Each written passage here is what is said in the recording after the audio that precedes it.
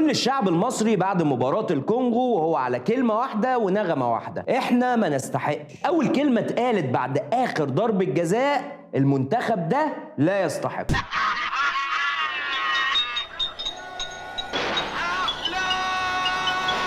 اللي راح في لعب يرجع في لعب. الهدف الشناوي يرفع.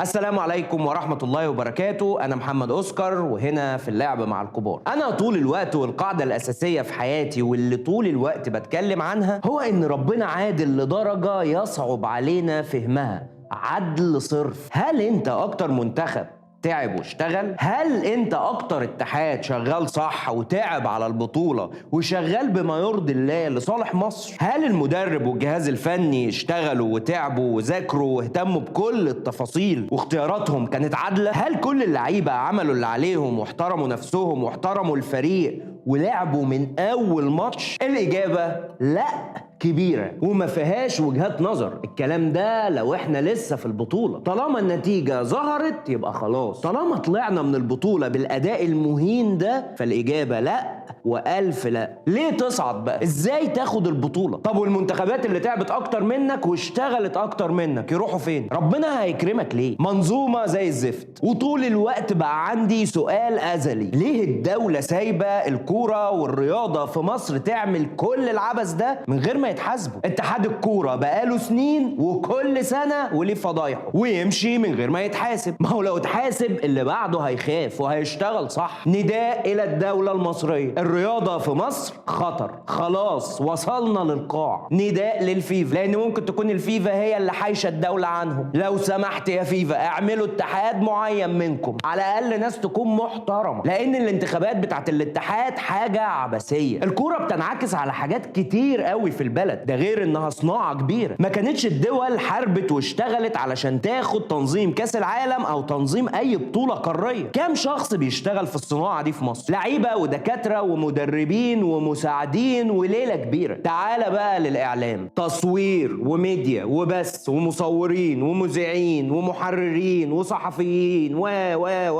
ليله كبيره. كره القدم تحديدا مصدر للعمله الصعبه، سواء عن طريق البطولات اللي جوائزها بالدولار او عن طريق انك تنظم بطولة فتفتح باب للسياحة. وشوف بقى وخد عندك هتشغل كام صناعة. الموضوع والله ما تافه ولا عبيط ولا مجرد لعبة. غير بقى كل ده فهو المصدر الوحيد للمصريين اللي بيتنفسوا منه في وسط الظروف الصعبة. وكل الناس وقفت جنب المنتخب، دولة وجمهور ومؤسسات واعلام، كل ده عمل اللي عليه وزيادة. الدولة فتحت لهم الاستاد لأول مرة اللي في المدينة الأولمبية في العاصمة الإدارية الجديدة، وعملت إعلان تدعم فيه المنتخب، ورئيس الجمهورية راح لهم بنفسه. الجمهور دعم، وبعد ما زعل من القايمة قال برضه هندعم ونقف وراهم. الجمهور يا عيني والله أنا في البطولة دي شفت إحنا قد إيه غلابة. الطبيعي إننا عندنا لعيبة في كل مركز جامدة على الورق، وكل واحد عامل الصح مع النادي بتاعه أغلبهم يعني. ودخلنا على أول ماتش حاجة موزمبيق خالص. قلنا عادي.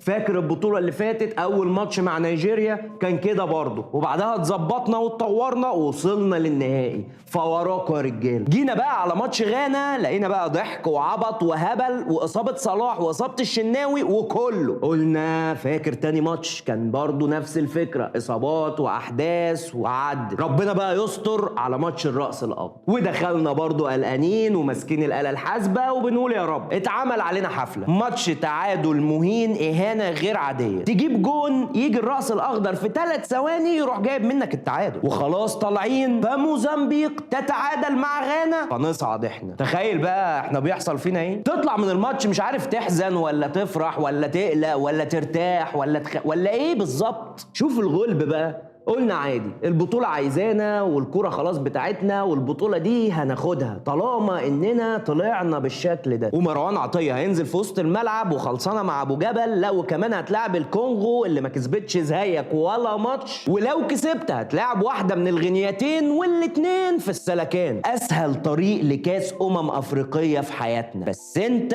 ما تستاهلش. فحتى لو بنلاعب نفسنا برضه هنخسر، وبالفعل خسرنا. فطبيعي ان اول اخر كلمه هنقولها ان المنتخب ده ما يستاهلش البطوله. اعمل بقى لايك، اكتب كومنت، اشترك في القناه، ما يبقاش موت وخراب ديار. سلام.